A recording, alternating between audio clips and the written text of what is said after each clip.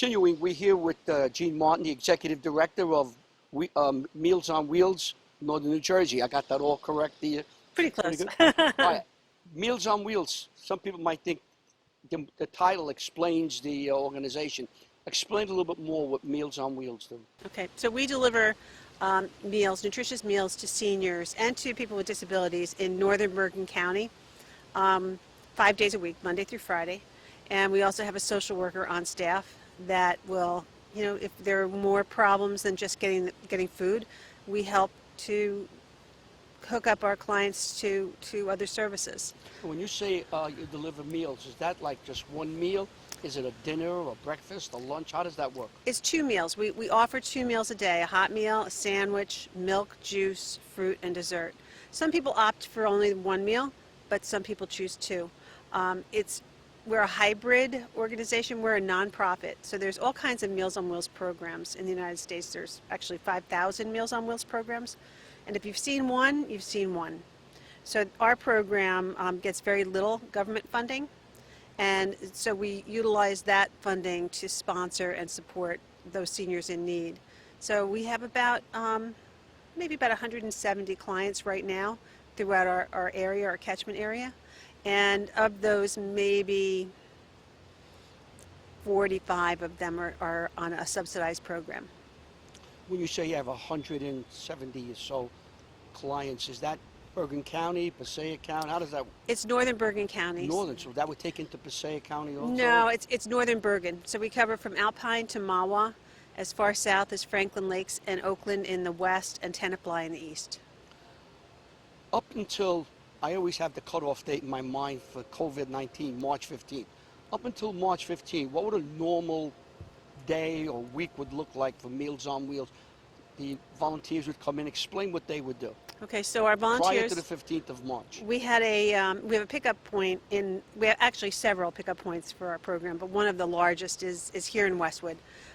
We'd have our volunteers come at 10 o'clock in the morning and pick up a hot meal cooler and a cold meal cooler, and then deliver to 10 to 12 clients. And it takes about an hour and a half, so it's pretty quick.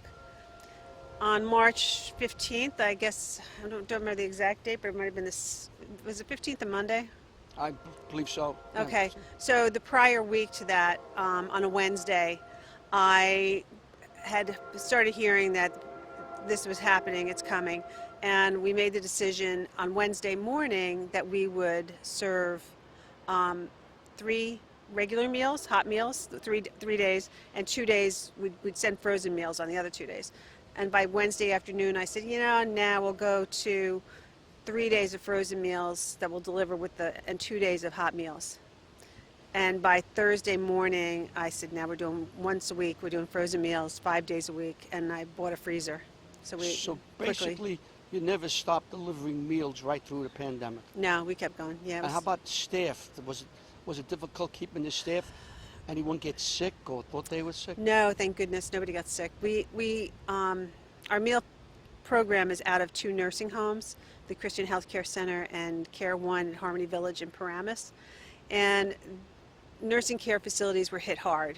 And I was nervous for my staff that would go into the kitchens. So we pulled out of there. That was the reason we pulled out of the nursing homes. It was just, I didn't want to take a chance because we didn't know. We still don't know a lot about this pandemic. So I wanted to keep everybody safe. So we pulled out of there and went to the frozen. Nobody was sick. We did stagger our staff so that nobody was really in the building at the same time. We had each in our separate offices. We had masks, hand sanitizers, cleaned down our desks every day. I tell people, it's like, oh, did you pivot? I was like, pivot? We did the pivot, we macarenaed, we did the hooly booly, we did every type of dance move you can imagine. It's been pretty crazy. What challenges you see going forward, if any? You might have met all your challenges, or I know what can go on tomorrow can really throw everything out of whack. But what are your challenges now? That it's going to come back, and are we going to be ready? We've already started looking at for other frozen meal caterers and planning. Okay, we made it through this. It was okay with doing the frozen meals, but it's not going to be, we want to make it better. If we have to go back to frozen meals, we want to make it better. The other is volunteers. We lost between 20 and 25% of our volunteers from the beginning of COVID to reopening with our Meals on Wheels program, our a regular 5-day delivery. And I certainly understand. A lot of my volunteers are seniors themselves that have underlying health conditions, so I understand. But we're going to need more volunteers. Yeah, I was going to say, your volunteers to do this, a lot of them have to be retirees who would be up there in age. And remembering March and April, we heard the term shelter in place, don't go out, stay indoors. So it's kind of tough, but your people, what we're trying to show during the show here, how many people went out and serviced the community because it had to be done. And you're part of that with the Meals on Wheels. Yeah, it was I'm amazing. I'm very humbled by my volunteers. They're ready to come in. When we started back on July 6th with our regular meal delivery, I think our volunteers were just as happy to be back to our normal schedule as our clients were. They missed each other. To receive these meals, is there a criteria you have to face, or just call and say, I'd like to have the meals? It's our criteria is you live alone and no longer drive and have a home health aide for under 4 hours a day, but I bend those rules. If you're requesting subsidy, I have to be kind of strict with the rules. If you're requesting subsidy, because we don't have that many slots available in that. But if you need a meal, I'll bend the rules. I mean, I have people who've called me, and they'll say, well, my father's 96 and he still drives. And I'm like, I will deliver to him because I don't think I really want him to be out driving. If I can keep him home, that's great. So there's no one-size-fits-all senior. Where do you get the food? I don't know if you mentioned it, but to reiterate, where do you get this food to deliver? I know you're saying frozen food, but where do you get the food that's not frozen? Where do you get that from? The Christian Healthcare Center in Wyckoff is one of our caterers, and the other is Care One at Harmony Village. They provide the food for you. Yeah. So right now, as we're doing this show, New Jersey is in, I want to say, maybe a good spot compared to Florida, Texas. So you're ramping up. But if something turns on the dime, you will be able to continue your service? Yeah. Could you go back to April 1st? Do I want to? No. No, I know you don't want to, but if you have to rev up, you would do it. Yeah. You would just turn around and continue what you were doing in April under those very trying conditions. Yeah, we have some very good providers of frozen food, and I called him on a Friday and he had the food to us on Monday. I said, I need 1,000 meals on Monday. He said, fine. He's like, okay, not a problem. The businesses here in Westwood have been a big supporter to Meals on Wheels, and some of them you'd like to mention. Why don't you mention a few who've helped you so much over the past years, I guess? Okay, yeah, the Iron Horse and Lee and Annie and Sean have been incredible supporters of ours. When this first happened, Lee was quarantined down in Florida, and he reached out to me to see how things were going and what's going on, and he reached out to a lot of the other business owners in town who sent in donations to our program. The fire department and the DPW, when we were in Westwood House doing the meals, and we had to move from Westwood House to the community center for, I guess, about 5 or 6 weeks. The fire department came over, picked up our freezers and moved them over to the community center. And Lee and Sean are doing Friday meals, sandwiches. They're doing sandwiches for some of our Westwood residents.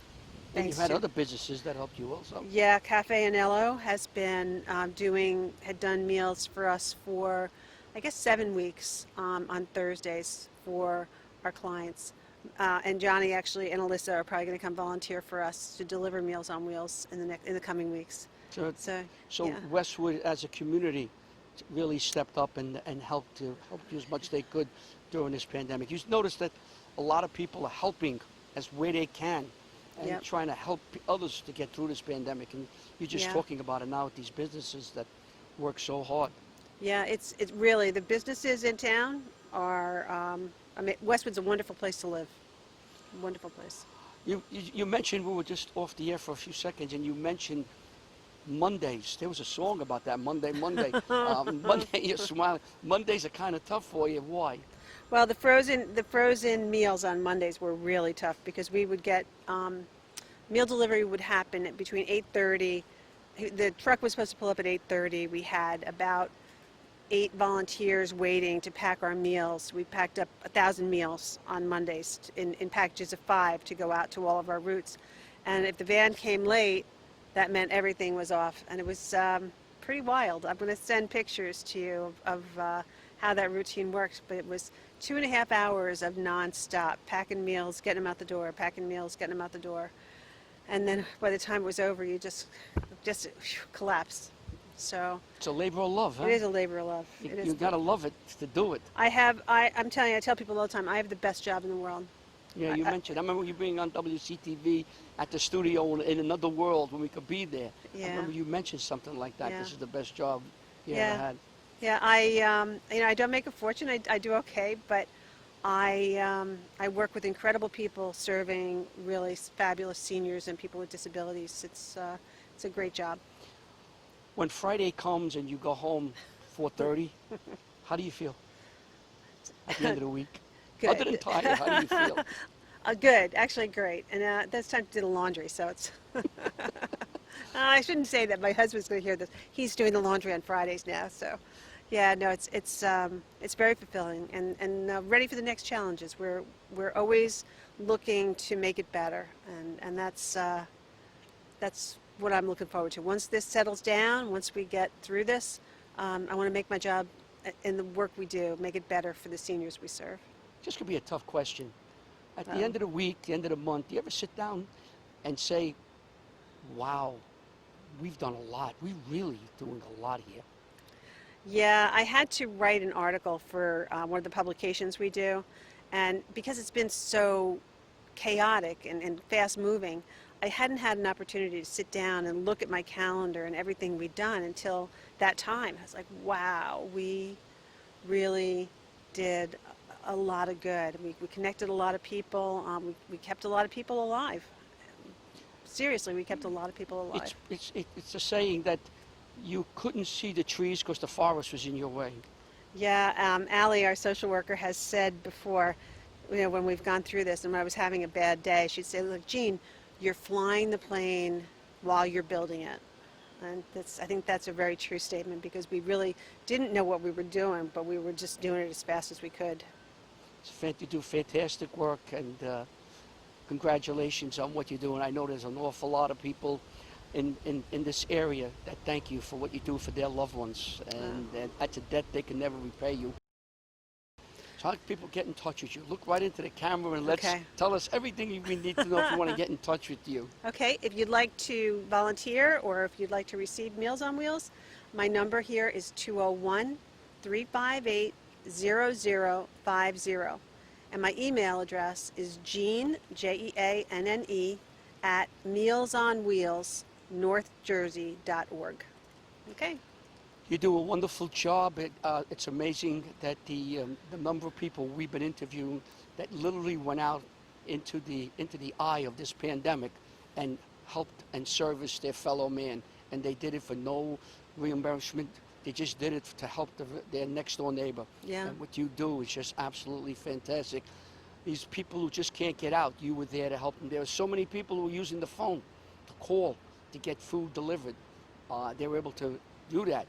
People who didn't have that opportunity, they used you, and you were there. You never said no, and you're ready to continue and go back into the lion's den again if you have to. I know you're cringing as I say that. I hope we don't want to. Nobody wants to go back there. But I have amazing volunteers. Amazing. One of my volunteers said to me, he goes, Jeanne, we are keeping people alive. We are keeping people alive, and you're doing a great job. And even when we felt like we weren't doing a great job, it's like we're doing the best we could. So. When you say that, it really strikes home. We're keeping people alive. You say that over and over again. There are people who are alive today because of you and your volunteers. That is a humbling statement, and thank God that you're here. One of these days I might have to call and say, come and bring me one of your dinners. I know, you're running right off. Bring 2 dinners because I like to eat. Thank you so very much for taking time. All right. But more important, thank you for all the work you do. and what you do. It's very, very important, and I'm sure there's a lot of people in the North Jersey that really appreciate that, and they keep you in their prayers. Okay, thank you, Larry. Thank you. Meals are prepared at 4 professional kitchens throughout Bergen County. Meals are delivered at the same time each day and designed to meet the person's medical, dietary, and religious needs. Each meal is customized to their, first of all, to their diets, whether they're low salt, salt-free, fat-free, diabetic. We have ground, we have puree diets. The kitchens are staffed by a professional chef. We take temperatures, make sure they're at the right temperature for starches, vegetables, and protein. I always taste everything that goes out. Make sure the taste is good, if it's salty or if it's not too salty. Drivers are assigned a regular route and a specific kitchen pickup location near that route. I'm Chris Montana. I'm a driver and a board member for Meals on Wheels North Jersey. You know, I thought I was doing this to help others, but really what I found is it helped me be a better person, learn more about other people, their lives, and you know, just as much as I think I help them, they do help me. We now have Alison Stevenson from Meals on Wheels. You are the staff social worker. Yes. That must take in a lot of work and a lot of jobs that you have to do. What are your responsibilities for Meals on Wheels? So my responsibilities are providing our clients with any mental health services and counseling that they may need, especially during this pandemic and the social isolation that has resulted because of the social distancing that we have to practice right now. I'm available to consult in order to refer our clients to any other additional services they may need in the community that helps them make it easier for them to live independently at home. And just provide a friendly face to speak to help cope with the isolation we're all dealing with right now. I've seen, maybe because of the pandemic, a number of people that I know who are basically alone. And I've noticed that what they do is they get on the phone and they call different people and they want to talk. They want to talk. Is that something what you're talking about here? Absolutely, absolutely. That falls under that just friendly visitor type person. You know, under normal circumstances, were we not dealing with a pandemic, I would be able to call our clients and set up a time where I could come and visit them in their home. But obviously we can't do that right now. But I don't see any reason why that should keep us apart. I'm definitely available by phone.